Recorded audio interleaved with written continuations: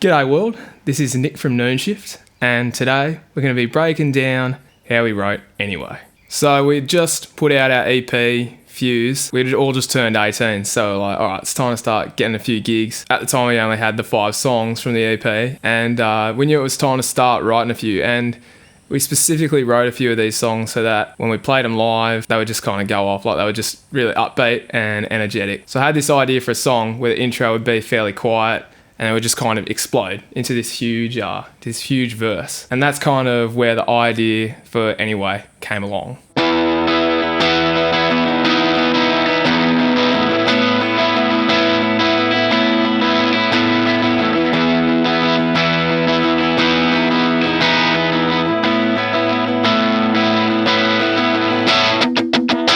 So you kind of got that really loud, sudden verse, and it's just, yeah, it's fucking hectic. So it kind of explodes into that big verse, and from there it all came pretty easily with the chorus and the second verse. But I knew on the second chorus we wanted to do something a little bit differently, and we kind of got this idea from a band called Ocean Alley to kind of climb up the scale with our chords, which is something they do in a few of their songs. So as an example, they'd be going,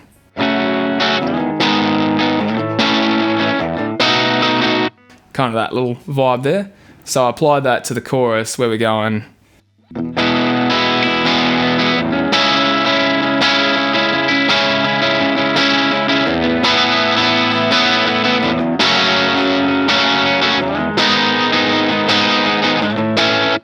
it's just a little climb just to make it a little different. From there, that takes us to the next instrumental section. It's kind of the last bit before the song really changes up. And when I was writing this one, I knew that I wanted to change the tempo. I also wanted to try changing the time signature. But my idea was that I didn't want it to be too jarring, because changing tempo and time signature at the same time is a pretty big deal. So what we tried to do for the first time ever was something called a metric modulation. It's a little weird, but I can explain how it works, at least in this song.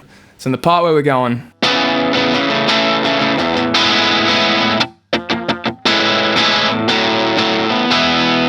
instead of those last few hits being counted as off the beat, they kind of create the new beat.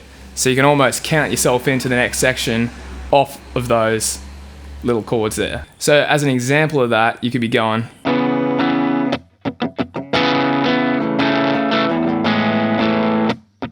3, 4, 1, 2, 3, 4. Kind of like that vibe. So that's how we pulled that little bit off.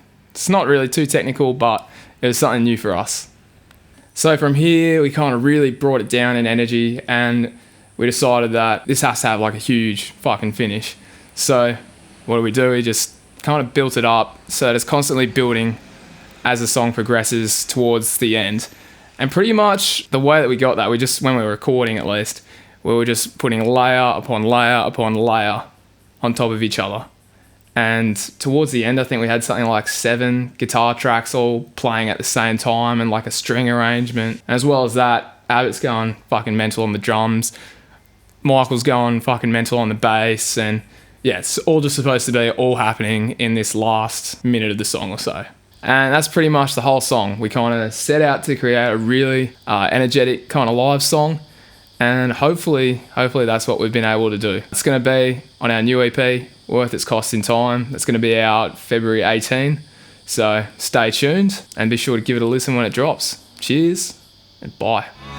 What's wrong if your faith could